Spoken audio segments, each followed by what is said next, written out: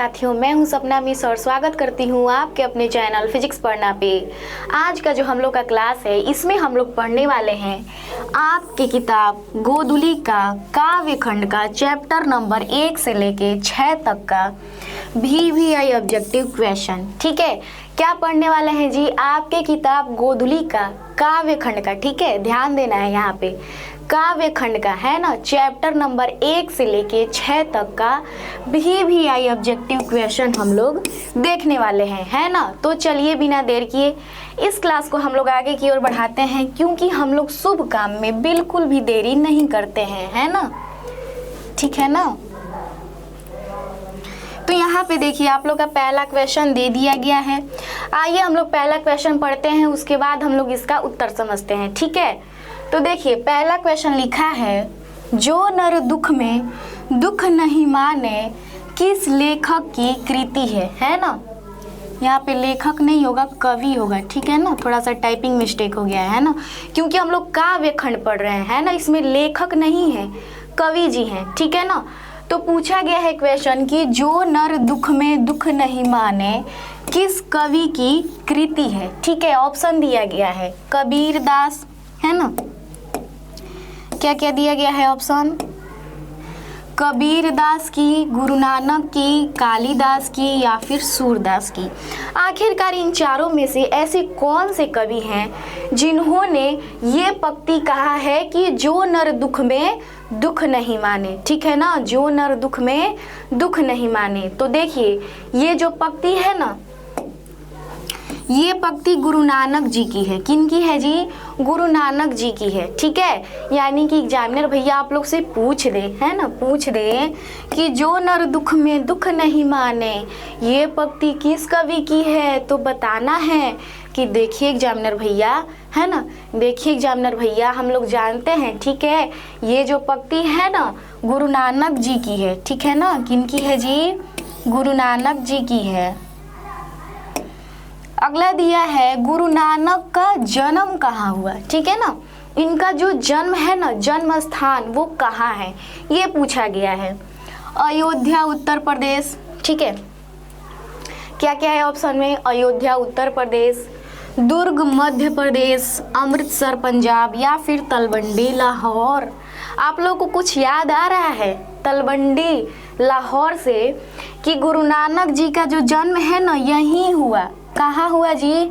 यहीं हुआ, जो कि अभी कहाँ पे स्थित है? ये लाहौर कहाँ है? तो अभी वर्तमान समय में पाकिस्तान में है। ठीक है, इंडिया में नहीं है, है ना, यानी कि पाकिस्तान में है अभी।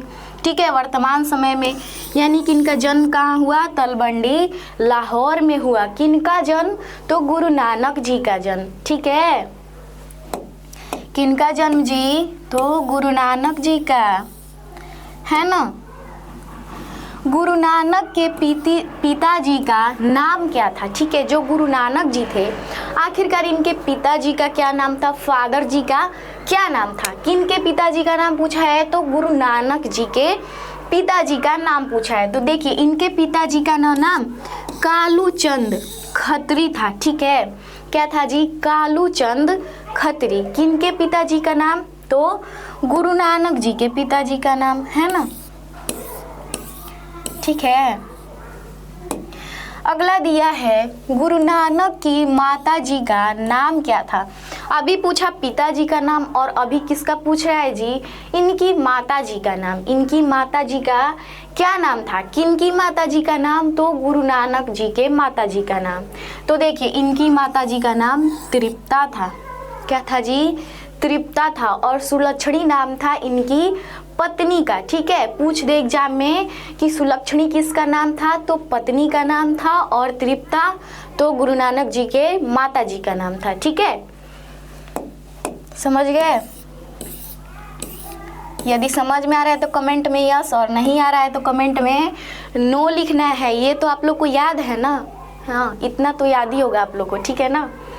देखिए यहाँ पे वो पूछ ही दिया। अभी हम बोले ना कि पूछेगा एग्जाम में कि सुलक्षणी कौन थी, यानी कि गुरु नानक जी के पत्नी का क्या नाम था, तो आप लोग को बताना है सुलक्षणी, है ना। तो वही पूछ दिया है यहाँ पे कि सुलक्षणी कौन थी। तो कौन थी जी? अभी तो हम जस्ट अभी बताए हैं अभी।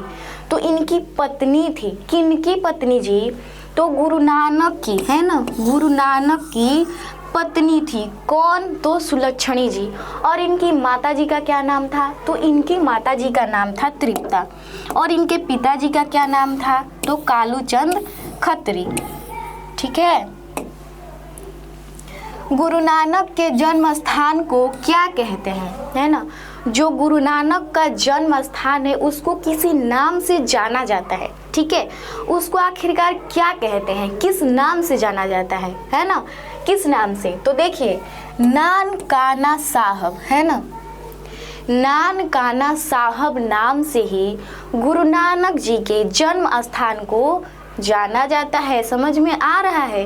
ये लोग कितने महान महान कवि होंगे, है ना, कितने महान महान कवि होंगे जी, कि ये लोग का जन्म स्थान मतलब इनके नाम से जाना जा रहा है। समझ रहे हैं आप लोग? घर द्वार नहीं, भाई बहन नहीं जाने जा रहे हैं, ठीक है, डायरेक्ट वो स्थान ही जाना जा रहा है नानकाना साहब के नाम से। ठीक है ना? तो आप लोग समझ सकते हैं भाई, बहुत ही लोग महान इंसान थे, है ना? ठीक है। अब पूछा है कि नानकाना साहब कहाँ अवस्थित है।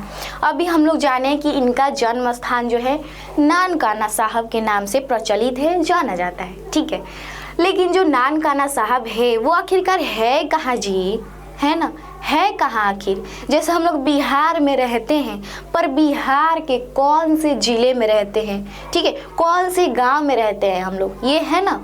तो ठीक है, उसी तरह ये पूछा है कि जो नानकाना साहब है वो कहाँ अवस्थित है, ठीक है, किस देश में अवस्थित है। तो देखिए, अभी हम बताएं ना कि तलवंडी लाहौर अभी वर्तमान में कहाँ स्थित है? पाकिस्तान में। कहाँ स्थित है जी? पाकिस्तान में स्थित है। तो जाहिर सी बात है इनका जन्म तलवंडी लाहौर में हुआ और उसी को हम लोग नानकाना साहब के नाम से जानने लगे। तो कहाँ है अभी नानकाना साहब? पाकिस्तान में है ना, पाकिस्तान में है। ठीक है। गुरु नानक की रचना है, गुरु नानक जी की इन चारों में से आखिरकार कौन सी रचना है? ठीक है, ये 4 गो रचना का नाम दिया गया है और आप लोग को बताना है, ठीक है ना, आप लोग को बताना है ना, आप लोग को बताना है कि आखिरकार इन चारों में से, यहाँ पे तो 3 ही नाम दिया गया है और लास्ट में इनमें से सभी कहा गया है ना, कि ये तीनों बताना है आखिरकार कौन होगा। तो मैं आपको बता दूं, ठीक है, मैं आपको बता दूं कि इसका राइट आंसर होगा इनमें से सभी, यानी कि गुरु नानक जी की रचना का क्या क्या नाम था। तो देखिए, पहला तो सोहिला, जप्पू जी और आशा दीवार, है ना, क्या क्या? सोहिला, जप्पू जी, आशा दीवार, यानी कि ये तीनों होगा, है ना, क्या होगा जी? ये तीनों होगा, इसलिए इसका राइट आंसर डी नंबर होगा, इनमें से सभी, है ना। आशा दीवार किसकी रचना है? अभी हम लोग देखें, अभी, है ना, आशा दीवार, जप्पू जी, ये सब किनकी रचना है? गुरु नानक की। और उसी में से एगो रचना का नाम दे दिया है ना, उसी में से एगो रचना का नाम दे दिया है कि बताइए भैया लोग, बताइए बहनी लोग, आप लोग ढेर पढ़े लिखे हैं ना, तो एक आंसर दीजिए हम लोग को, है ना। जो आशा दीवार है ना वो किसकी रचना है? तो आप लोग कहेंगे यही हम लोग नहीं जानते हैं, है ना, एग्जाम में कहना है यही हम लोग नहीं जानते हैं जी, है ना, गुरु नानक की है। हम लोग पढ़े हैं, है ना, हम लोग पढ़े हैं कि गुरु नानक जी की रचना का नाम है आशा दीवार, जप्पू जी, है ना, ये सब किनकी रचना है? गुरु नानक जी की। तो भैया आप पूछे हैं आशा दीवार, तो आशा दीवार किसकी हो गया रचना? गुरु नानक जी का हो गया, है ना। ठीक है, और एक बात ध्यान रखिएगा, एग्जाम में ना, ठीक है, एग्जाम में ना आपको एग्जामिनर ये नहीं देखेगा ना कि आपने कितना रात पढ़ाई किया है, कितना दिन पढ़ाई किया है, क्या पढ़ा है क्या नहीं पढ़ा है, ये कुछ नहीं देखेगा एग्जामिनर। एग्जामिनर बस आपका कॉपी देखेगा, है ना, कॉपी देखेगा कि इसमें आप क्या फिल करके आए हैं, क्या भर के आए हैं, है ना।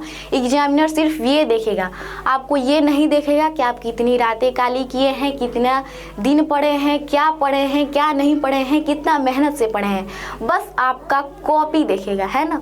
तो इसलिए आप लोग कॉपी को इस तरह लिखिएगा ना कि एग्जामिनर भैया जो है ना, एकदम आप लोग की तरफ अट्रैक्ट हो जाए, है ना। ठीक है, क्वेश्चन का आंसर इस प्रकार देना है कि एकदम देख के ही एकदम हाँ हाँ सही है सही है, ठीक है, इतना सटीक लिख के आना है, ठीक है ना, समझ गए। तो इसीलिए ये नहीं कहना है कि हम इतना रात पढ़े हैं, इतना घंटा पढ़े हैं, घंटा मायने नहीं रखेगा, है ना। ठीक है, कौन सी कृति रसखान की नहीं है ना। ये 4 गुण नाम दिया गया है और पूछा गया है कि आखिरकार इन चारों में से, है ना, इन चारों में से आखिरकार रसखान जी की कौन सी कृति नहीं है। ठीक है, रसखान जी की, है ना, गुरु नानक जी का नहीं पूछा है, यहाँ पे ध्यान दीजिएगा, गुरु नानक जी वाला गया, है ना, अब आ गया रसखान जी वाला। ठीक है, तो रसखान जी की कौन सी इसमें से कृति नहीं है ना, और इसका आंसर आप लोग देंगे। ठीक है, क्योंकि मेरा रोल तो आप लोग जानते ही हैं, सीधी बात है, 4-5 क्वेश्चन तो हम पूछेंगे ही पूछेंगे, है ना। ठीक है, किसने कहा था इन मुसलमान हरिजनन पे कोटिन हिंदू वारिये, है ना, किसने कहा था इन मुसलमान हरिजनन पे कोटिन हिंदू वारिये। ठीक है, तो वो कहने वाले महान व्यक्ति थे भारतेंदु हरिश्चंद्र जी, है ना। कौन थे जी? भारतेंदु हरिश्चंद्र जी ने कहा था कि इन मुसलमान हरिजनन पे कोटिन हिंदू वारिये। ठीक है, क्या कहे थे जी? इन मुसलमान हरिजनन पे कोटिन हिंदू वारिये, है ना। किन्होंने कहा था? तो भारतेंदु हरिश्चंद्र जी ने। ठीक है, आप लोग भी कहिए ठीक है। इस पाठ में चित्तचोर किसे कहा गया है? ये जो पाठ है ना, रसखान जी का जो पाठ का नाम है, एक बार कमेंट में बताइएगा। ठीक है, एक बार कमेंट में बताइएगा कि रसखान जी के पाठ का क्या नाम है। 10 क्लास के गोधुली के गीता में, है ना, दूसरा नहीं जाना है, 10 क्लास में। ठीक है, बताइएगा एक बार कमेंट में। अभी यहाँ पे देखते हैं कि चित्तचोर किसे कहा गया है। तो देखिए, जो रसखान जी थे ना, ठीक है, अपने कविता में किसको चित्तचोर कहे हैं जी? तो श्री कृष्ण भगवान को, है ना, श्री कृष्ण जी को चित्तचोर कहे हैं कि भगवान आप सबके मन को मोह लेते हैं, आप इतने प्यारे हैं, आपका रूप देखकर कोई भी विचलित हो जाता है। ठीक है ना, जैसे लड़की लोग चाहे लड़का लोग सुंदर सुंदर ड्रेस देख ले तो मन एकदम विचलित हो जाता है, काश ये ड्रेस मेरे पास रहता है ना, काश ये ड्रेस मेरे पास रहता है। वैसे ही कवि जी कहे ना कि श्री कृष्ण भगवान आप इतने सुंदर हैं, आपका सुंदर रूप इतना अच्छा है कि आपको कोई भी देखता है ना तो एकदम अट्रैक्ट हो जाता है, आकर्षित हो जाता है आपकी ओर। ठीक है ना, किन की ओर? श्री कृष्ण भगवान की ओर। तो चित्तचोर किसे कहे हैं जी? तो श्री कृष्ण को कहे हैं। ठीक है ना, अब देखिए,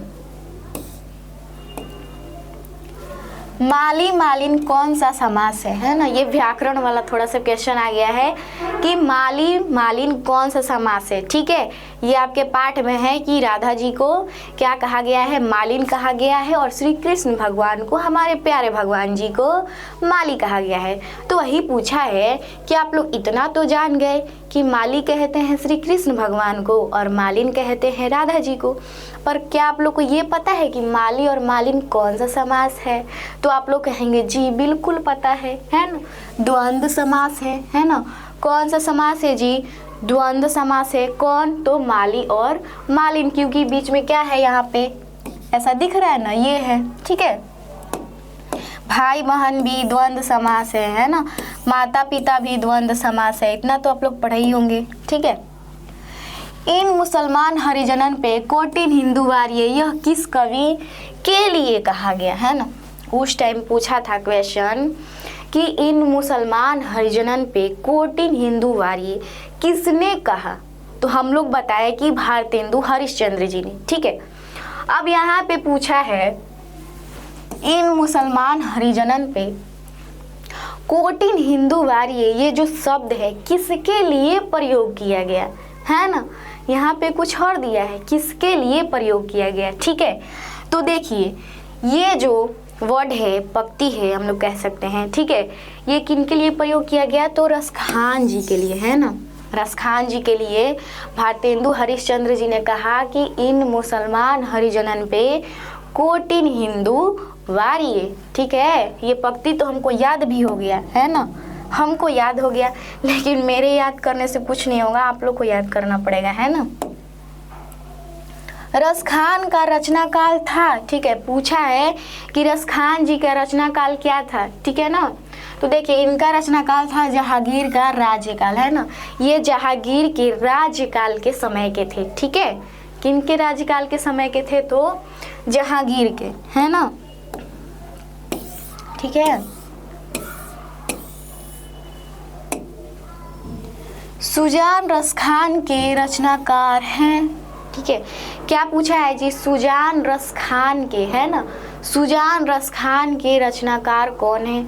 ऑप्शन भी देख लेते हैं हम लोग। दिया है घनानंद, रसखान, प्रेम घन, अजय, है ना। इन चारों में से आखिरकार इसका राइट आंसर क्या होगा? ठीक है, तो मैं आप लोग को बता दूं, है ना, इसका राइट आंसर होगा बी नंबर, रसखान जी। यानी कि यहाँ पे भी एक ट्रिक दिख रहा है ना, क्या लिखा है? सुजान, ठीक है। राइटिंग पे नहीं जाना है ना, बिल्कुल भी नहीं, ठीक है। आप लोग राइटिंग पे बिल्कुल भी मत जाइएगा, ठीक है, क्योंकि हम एग्ज़ाम दे दिए हैं, अब एग्ज़ाम आप लोग को देना है। आप लोग को सुंदर सुंदर गोल मटोल राइटिंग बैठाना है, मेरे को नहीं बैठाना है ना, क्योंकि हम पास कर गए हैं, ठीक है ना। हम पास कर गए हैं, ये मत सोचिएगा कि फेल होके यहाँ पे पढ़ा रही हैं, ऐसा कुछ नहीं, हम पास हैं, ठीक है ना। तो यहाँ पे देखिए सुजान रसखान पूछा है ना, ये किसकी रचना है और क्या होगा इसका आंसर? रसखान जी का है, ठीक है। तो यहाँ पे क्या ट्रिक मिल रहा है जी? अंत में रसखान है और ये भी रसखान है ना।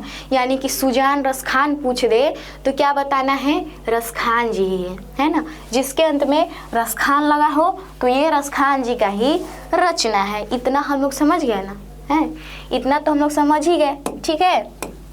जैसे हम लोग अपने नाम के आगे कोई टाइटल लगाते हैं तो कोई पहचान जाता है कि इसी जाति का है, ठीक है।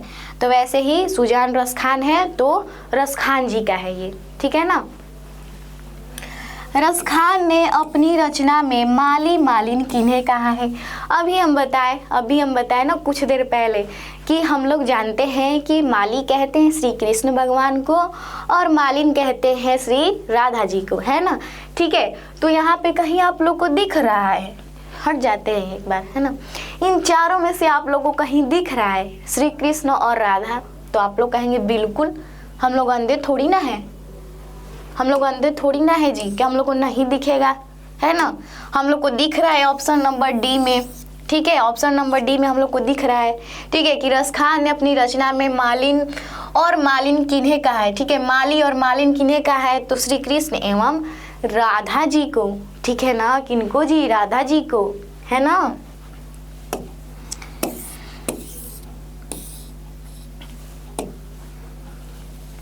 तड़ाग का शब्दार्थ है। अब पूछा है कि आखिरकार इतना तो आप लोग जान ही गए, है ना, इतना तो आप लोग जान गए, पर एक बात ये बताइएगा आखिरकार तड़ाग का अर्थ क्या होता है? ठीक है, उस पाठ में तड़ाग शब्द का प्रयोग किया गया है ना, तड़ाग का।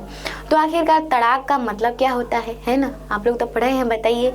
तो देखिए तड़ाग का मतलब होता है तालाब, है ना, तालाब, ठीक है। तड़ाग का अर्थ होता है तालाब। त से तड़ाग, त से तालाब, त से तरबूजा भी होता है ना, त से तरबूजा भी होता है, ठीक है।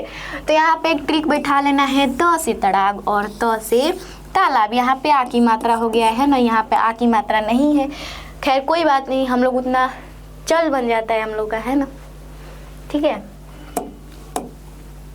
तो आप लोग भी कहिए कमेंट में ठीक है, हम बोल रहे हैं यहाँ से ठीक है, तो आप लोग भी कहिए ठीक है ना। क्या बोलना है जी? ठीक है। और समझ में आ रहा है तो यस, नहीं आ रहा है तो नो, ठीक है ना। अगला देखिए, रीति मुक्त काव्य धारा के सिरमौर कवि किन्हें माना जाता है जी? रीति मुक्त काव्य धारा के सिरमौर कवि, है ना, हम लोग जानते हैं घनानंद जी को, है ना, घनानंद जी को ही रीति मुक्त, है ना, यहाँ पे मुक्त शब्द का प्रयोग किया गया है। रीति मुक्त काव्य धारा के सिरमौर कवि हैं कौन? तो घनानंद जी, ठीक है ना। कौन जी? घनानंद जी, ठीक है। अगला देखिए, घनानंद किसके द्वारा मारे गए, है ना। पूछा गया है कि जो हमारे प्रिय कवि घनानंद जी थे वो आखिरकार किनके द्वारा मारे गए। तो देखिए घनानंद जी जो है ना वो नादिर शाह के सैनिकों के द्वारा मारे गए थे। किनके सैनिकों द्वारा मारे गए थे? तो नादिर शाह के सैनिकों द्वारा मारे गए थे। कौन मारे गए थे? तो कौन जी? घनानंद जी मारे गए थे, है ना। ठीक है, अगला दिया है घनानंद किस बादशाह के यहाँ मीर मुंशी का काम करते थे, है ना। जो घनानंद जी थे कवि जी वो आखिरकार किस बादशाह के यहाँ, समझ रहे हैं, बादशाह, है ना, बादशाह के यहाँ क्या करते थे जी? मीर मुंशी का कार्य करते थे। ठीक है, उन बादशाह का नाम बताना है। तो देखिए इन बादशाह का नाम था मोहम्मद शाह रंगीले, है ना।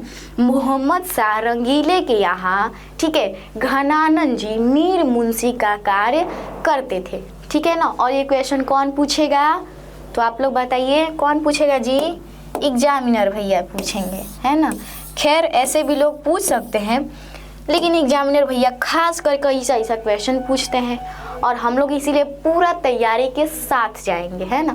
आप लोग इतना तैयारी कर लीजिएगा ना कि कहीं से भी हिंदी में क्वेश्चन दे देना तो बिल्कुल भी छोड़ के नहीं आना है और मेरा नाक नहीं कटवाना है। ठीक है, बिल्कुल क्वेश्चन नहीं छूटना चाहिए। क्योंकि ठीक है, क्योंकि हम शुरू से अंत तक पूरा आप लोग को चैप्टर पढ़ाए हैं, ऑब्जेक्टिव पढ़ाए हैं, सब्जेक्टिव पढ़ाए हैं, कवि परिचय भी पढ़ाए हैं, फिर दोबारा, है ना, फिर दोबारा हम क्या पढ़ा रहे हैं? ऑब्जेक्टिव पढ़ा रहे हैं। उसके बाद हम क्या पढ़ाएंगे?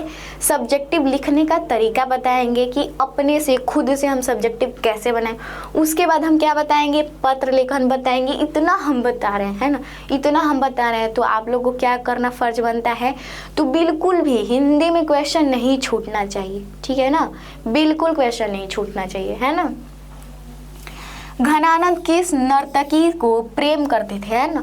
उन नर्तकी का क्या नाम था जिनसे घनानंद जी प्रेम करते थे? ठीक है, घनानंद जी प्रेम करते थे। तो देखिए सुजान को, है ना, सुजान नामक एक नर्तकी थी जिसको घनानंद जी प्रेम करते थे और अपने आंसुओं को, है ना, अपने आंसुओं को सुजान के आंगन में पहुंचाना चाहते थे। किसके आंगन में जी? सुजान के आंगन में। ठीक है, सुजान के आंगन में। लेकिन यहाँ पे क्या भी पूछा है? किस नर्तकी से प्रेम करते थे? तो सुजान जी से प्रेम करते थे, है ना। प्रेम की पीर का कवि किन्हें कहा गया है ना। प्रेम की पीर, समझ रहे हैं, प्रेम की पीर का अर्थ यानी कि पीड़ा से भरे हुए, है ना, पीड़ा से भरे हुए को बोलते हैं प्रेम की पीर कवि, है ना। किन्हें कहा जाता है? ठीक है, आप लोग जब 12th क्लास में जाएंगे ना, 12th की 11th क्लास में है शायद, हाँ, उसमें भी एक कवि हैं प्रेम के पीर के कवि हैं, उसमें भी एक हैं। आप लोग पढ़िएगा, ठीक है, हम लोग पढ़ लिए हैं, है ना। ऐसा मत कहिएगा कि आप बिना पढ़े आई हैं, हम पढ़ के आए हैं, ठीक है ना, हम पास हैं, ठीक है, फेल नहीं है हम।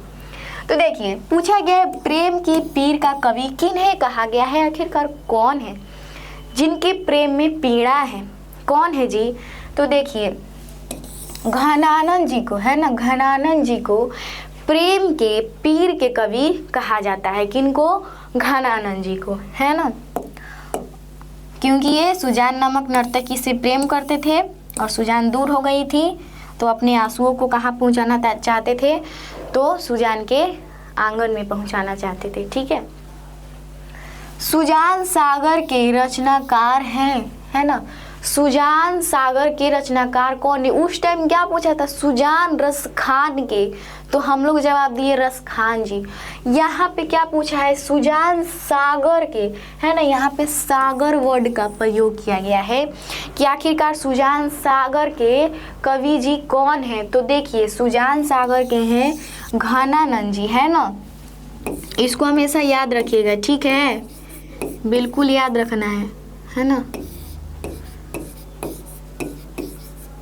सुजान रस खान एक पूछेगा, ठीक है, एग्जाम में। दूसरा पूछेगा सुजान सागर, है ना। कंफ्यूज बिल्कुल नहीं होना है, यहाँ पे आप लोग क्लियर कर लीजिए, ठीक है ना। सुजान सागर, देखिए सुजान रस खान यदि पूछे, है ना, सुजान रस खान पूछे तो क्या बताना है? रस खान जी, है ना, ठीक है, रसखान जी बताना है। जैसे हम लोग अपने नाम के पीछे कुछ टाइटल लगाते हैं ना, है ना, मौर्य, यादव, शाह, ऐसा कुछ हम लोग टाइटल लगाते हैं, सिंह, है ना, तो हम लोग क्या पता चलता है, कास्ट का, जाति का पता चलता है ना। तो उसी प्रकार अगर सुजान के अंत में रसखान दिख जाए तो वो रसखान जी का रचना है। यदि सुजान के अंत में सागर दिख जाए तो वो घनानंद जी का रचना है। ठीक है, किनका जी, घनानंद जी का, है ना, किनका, घनानंद जी का रचना है। इतना एकदम ध्यान में रखना है आप लोग को, है ना, कम से कम, ठीक है, ज़्यादा से ज़्यादा नहीं, कम से कम एग्जाम तक, है ना, एग्जाम तक कम से कम इसको याद रखिएगा। ठीक है, उसके बाद फिर आगे पढ़ने को मिलेगा, है ना, फिर 11-12 क्लास में मिलेगा आप लोग को, रचना मिलेगा, कवि परिचय मिलेगा, व्याख्या मिलेगा, है ना। ठीक है, अगला देखिए, विरह लीला रचित है। विरह लीला, है ना, ये एक रचना का नाम है और पूछा है ये किनके द्वारा रचित है, तो ये भी देखिए घनानंद जी के द्वारा ही रचित है ना। विरह लीला के रचनाकार कौन है, तो आप लोग कहेंगे घनानंद जी हैं, है ना, घनानंद जी हैं। ठीक है,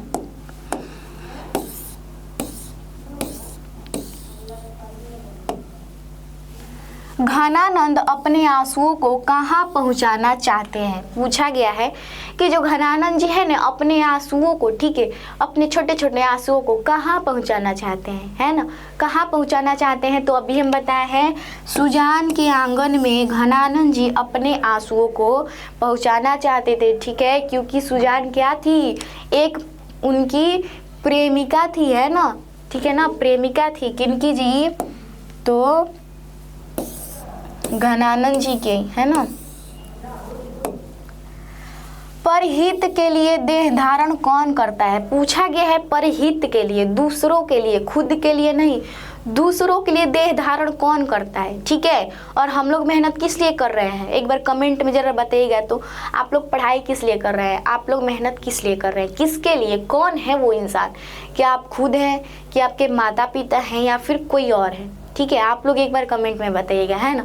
तो यहाँ पे पूछा है कि परहित के लिए देह धारण कौन करता है, दूसरों के लिए देह धारण कौन करता है ना। जैसे एक वृक्ष है ना, खुद धूप में खड़ा रहता है, लेकिन हम लोग को, इंसानों को, जानवरों को, है ना, छोटे छोटे जीव जंतुओं को क्या देता है, छाया देता है ना, खुद कड़ी धूप में खड़ी होकर हम लोग को छाया देता है। तो वैसे ही हम लोग को बताना है कि आखिरकार इन चारों में से कौन है जो दूसरे के लिए, है ना, परहित के लिए देह धारण करता है ना, अपने लिए नहीं, दूसरे के लिए देह धारण करता है। ठीक है, तो देखिए वो होगा बादल।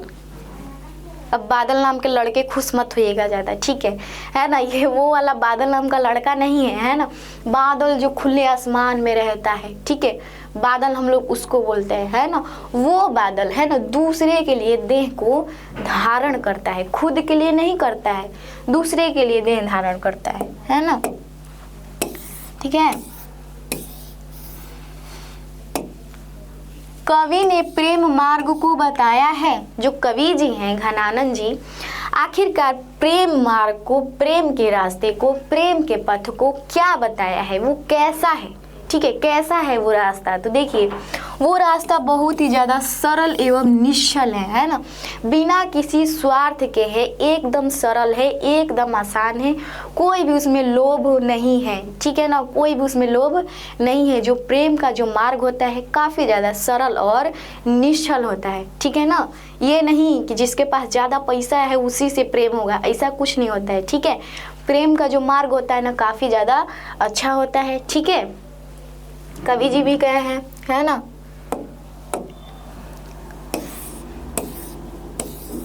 अगला देखिए, प्रेम घन का जन्म कहाँ हुआ था। जो प्रेम घन जी थे, है ना, जो प्रेम घन जी थे, आखिरकार इनका जन्म कहाँ हुआ, मिर्जापुर में, लखनऊ में, इलाहाबाद में, बनारस में, है ना। तो देखिए इनका जो जन्म है ना मिर्जापुर में हुआ। ठीक है, किनका जन्म, तो प्रेम घन जी का, है ना, प्रेम घन जी का जन्म कहाँ हुआ, मिर्जापुर में हुआ। ठीक है, मिर्जापुर याद रखना है बिल्कुल भी अच्छे से। स्वदेशी के कवि हैं, स्वदेशी पाठ के कवि कौन हैं।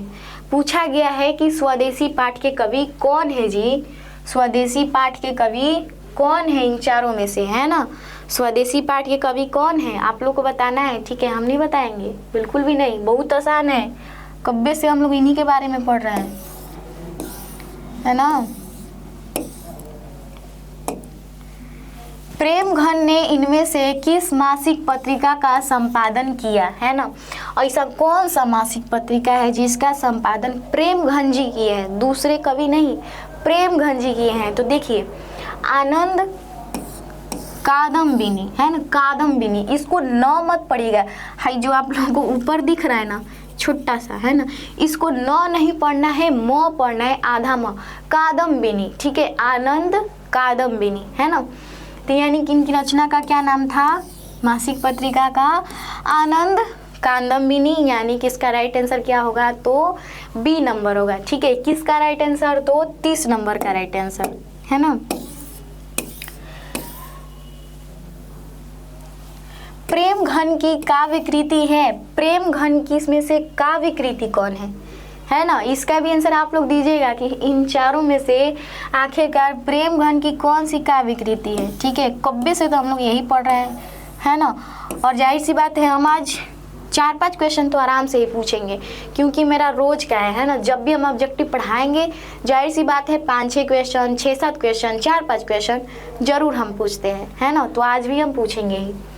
डफाली का अर्थ क्या है, डफाली, है ना, डफाली का अर्थ क्या है जी, डफाली का अर्थ क्या है, गाने वाला, भाषाविद, बाजा बजाने वाला या फिर नर्तक, है ना। पूछा गया है कि जो डफाली है ना आखिरकार उसका अर्थ क्या होता है। तो देखिए डफाली का अर्थ होता है बाजा बजाने वाला, है ना। क्या होता है डफाली का अर्थ, बाजा बजाने वाला। आप लोग गाँव में या फिर शहरों में देखे होंगे, जब कभी कुछ गांव में शादी विवाह पड़ता है तो बोला जाता है कि जाइए उनके घर, बोल दीजिए कि आना है ना, शाम को आना है, ठीक है। तो कुछ बाजा बजा के बोला जाता है कि आज उनके घर शादी है, पूरा परिवार को निमंत्रण है, आप लोग आ जाइएगा, या फिर एक परिवार को निमंत्रण है, आप लोग आ जाइएगा, है ना। तो कुछ बाजा बजा के बोला जाता है, तो वही है डफाली, है ना। तो डफाली का अर्थ क्या हो जाएगा, बाजा बजाने वाला, है ना, बाजा बजाने वाला, ठीक है। अगला दिया है भारत सौभाग्य के रचनाकार हैं, भारत सौभाग्य के रचनाकार कौन है, भारत सौभाग्य के, ठीक है। तो इसके रचनाकार हैं बद्री नारायण चौधरी, जिन्हें हम लोग प्रेमघन जी कहते हैं। यानी कि प्रेमघन जी का पूरा नाम क्या है, तो बद्री नारायण चौधरी है, ठीक है ना, बद्री नारायण चौधरी, ठीक है। आप लोग भी कहिए ठीक है। प्रेमघन का निधन कब हुआ, है ना, प्रेमघन जी का निधन कब हुआ, ठीक है। आप लोग बताइएगा इसको कमेंट में, है ना, कब हुआ इनका निधन, क्योंकि अब ज़्यादा क्वेश्चन नहीं बचा है, इधर से 2-3 हम पूछ लेते हैं, ठीक है ना। जीर्ण जनपद किसकी कृति है, जीर्ण जनपद किसकी कृति है, तो जाहिर सी बात है प्रेमघन जी का है ना। किनका है जी, प्रेमघन जी का है जीर्ण जनपद, है ना। जीर्ण जनपद किनका है, प्रेमघन जी का है, ठीक है। अगला दिया है सुमित्रा नंदन पंत ने मिट्टी की प्रतिमा उदासीनी किसे कहा है ना। यहाँ पे देखिए नाम भी दे दिया गया है कि सुमित्रा नंदन पंत जी ने, है ना। अब कोई डाउट में मत रहिएगा, ठीक है, क्योंकि आगे इन्हीं का नाम आएगा, है ना, तो बिल्कुल कंफ्यूजन में नहीं होना है, ठीक है। पूछा है सुमित्रा नंदन पंत ने मिट्टी की प्रतिमा उदासीनी किसे कहा है ना। आखिरकार वो कौन है जिसे सुमित्रा नंदन पंत जी ऐसा बोल दी। तो देखिए क्या है, मूर्ति है, माता है, विमाता है या फिर भारत माता है। तो देखिए सुमित्रा नंदन पंत जी जो है ना वो भारत माता को कहती है कि मिट्टी की प्रतिमा उदासीनी किसे कहती है जी, भारत माता को कहती है। यानी कि ऑप्शन नंबर डी इसका राइट आंसर होगा, ठीक है ना, भारत माता, है ना। कौन होंगी, भारत माता, ठीक है। सुमित्रा नंदन पंत का जन्म कहाँ हुआ था, इनका जन्म कहाँ हुआ था, और हम पिछले वीडियो में बोले भी थे कि आप लोग एक बार जरा कमेंट में बताइएगा कि आप लोग का गांव कहाँ है, शहर कहाँ है ना, जिला कहाँ है, ये सब बताइएगा आप लोग। लेकिन अभी तक एक को कमेंट नहीं आया है कि मेरा गांव यहाँ है वहाँ है, कुछ नहीं आया है। तो कम से कम इस वीडियो में आप लोग एक बार बता दीजिएगा हमको, है ना, कहाँ से आप लोग देख रहे हैं। ठीक है, तो आइए इनका हम लोग जानते हैं कि सुमित्रा नंदन पंत का जन्म कहाँ हुआ, इनका जन्म स्थान कहाँ है। तो देखिए इनका जो जन्म स्थान है ना वो कौसानी है। कहाँ है जी?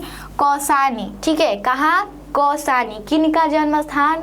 तो सुमित्रा नंदन पंत जी का। ठीक है,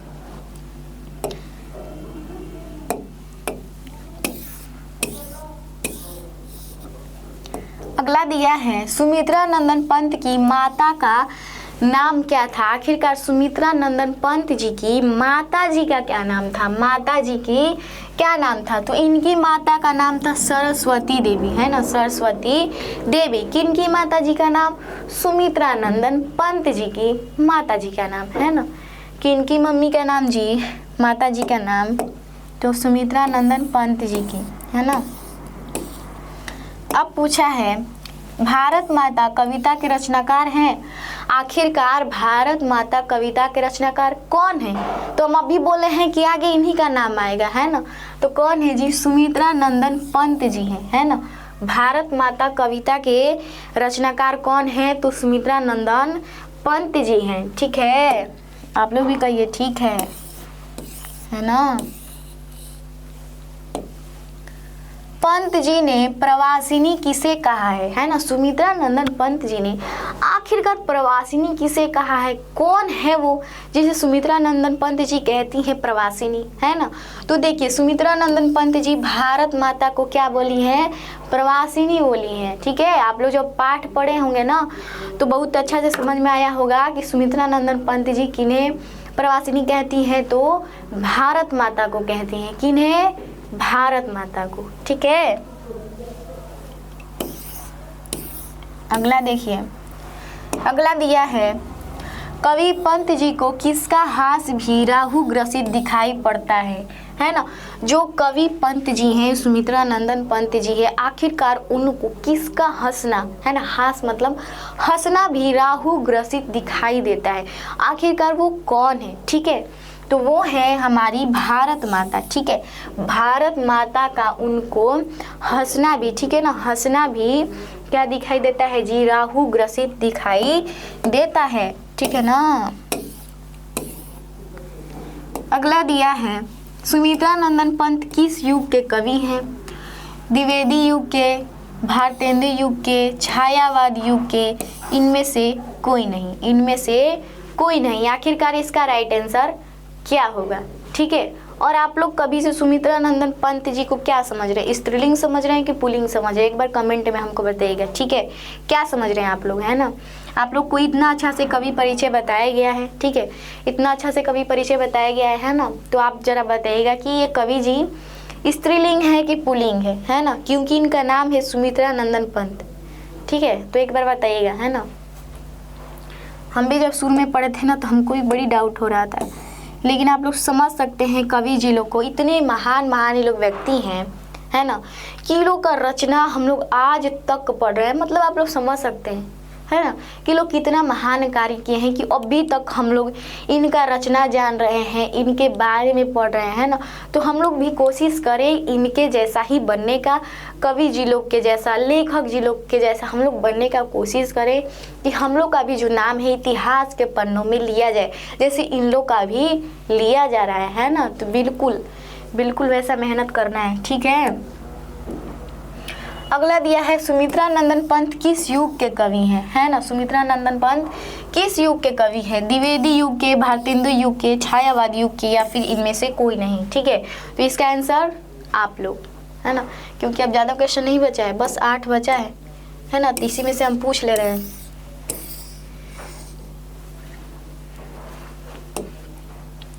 पंत जी को किस रचना पर ज्ञानपीठ पुरस्कार प्राप्त हुआ था, है ना। पंत जी को किस रचना पर ज्ञानपीठ पुरस्कार मिला था? ठीक है, तो चिदम्बरा पर, है ना। इसको न नहीं पढ़ना है, हम पहले बता दे रहे हैं, म पढ़ना है, आधा म। चिदम्बरा पर किनको? तो सुमित्रा नंदन पंत जी को, है ना, क्या मिला? ज्ञानपीठ का पुरस्कार मिला, है ना, अवार्ड मिला। हम लोग को छोटी को अवार्ड नहीं मिल पाता है ना, टेस्ट में 1-2 बार ला देंगे वही काफ़ी है। और लेकिन आप लोग समझ सकते हैं ये लोग कितने महान व्यक्ति हैं कि लोग को उतना ज्ञानपीठ पुरस्कार मिला, है ना, जो हमारे लिए बहुत ही ज़्यादा गर्व की बात है। ठीक है, हम ऐसे कवि लोग का बहुत ज़्यादा रिस्पेक्ट करते हैं, है ना, आप लोग को भी करना चाहिए। ठीक है, प्रकृति का सुकुमार कवि किसे कहा जाता है ना, प्रकृति का सुकुमार कवि किसे कहा जाता है जी, किसे कहा जाता है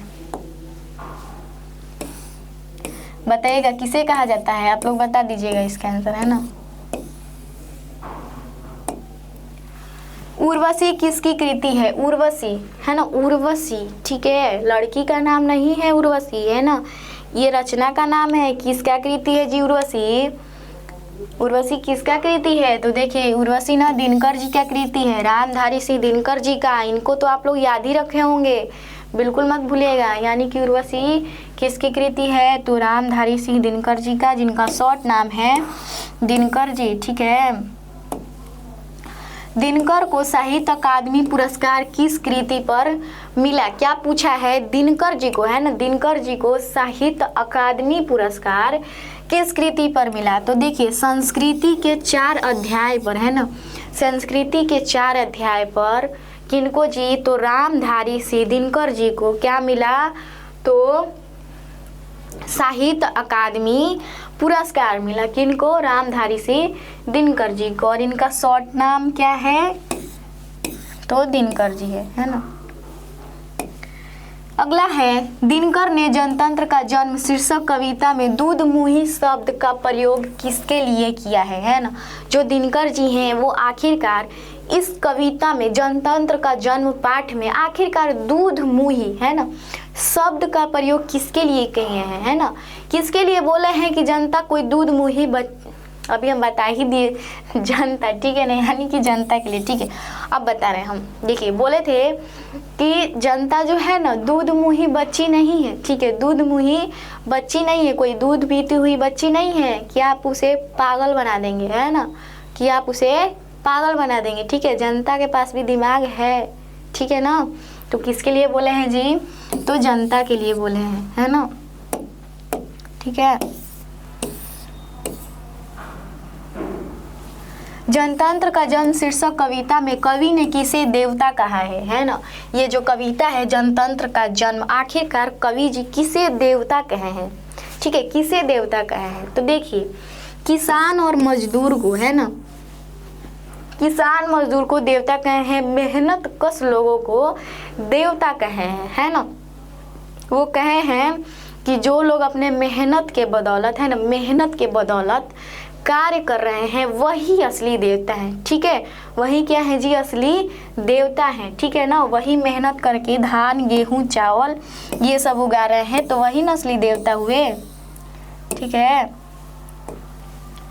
जनतंत्र का जन्म के कवि कौन है, जनतंत्र के जन्म के कवि कौन है, तो दिनकर जी हैं, है ना, रामधारी सिंह दिनकर जी हैं। कौन है जी, रामधारी सिंह दिनकर जी हैं। ठीक है, और आज का लास्ट क्वेश्चन, ठीक है, लास्ट क्वेश्चन है ना, रामधारी सिंह दिनकर किस गांव के निवासी थे। ठीक है, पूछा गया है कि जो रामधारी सिंह दिनकर जी थे उनके गांव का क्या नाम था, और हम भी आप लोग से पूछते हैं कि आप लोग के गांव का क्या नाम है, एक बार कमेंट में बताइए। ठीक है, तो अभी इनका जानते हैं, है ना, तो इनके गांव का नाम था सिमरिया, है ना, सिमरिया। ठीक है, किनके गांव का नाम था, तो रामधारी सिंह दिनकर जी के गांव का नाम था, क्या नाम था, सिमरिया नाम था। ठीक है, क्या नाम था जी, सिमरिया नाम था, है ना।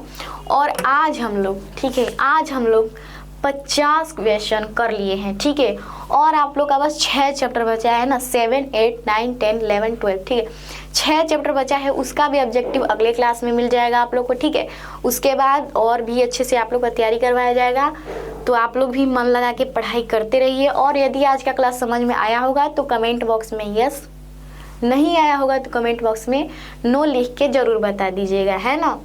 ठीक है, और उम्मीद करती हूँ इतना आप लोगों को समझ में आया होगा। तो आज के लिए इतना ही रहने देते हैं, मिलेंगे अगले क्लास में, तब तक के लिए जय हिंद जय भारत।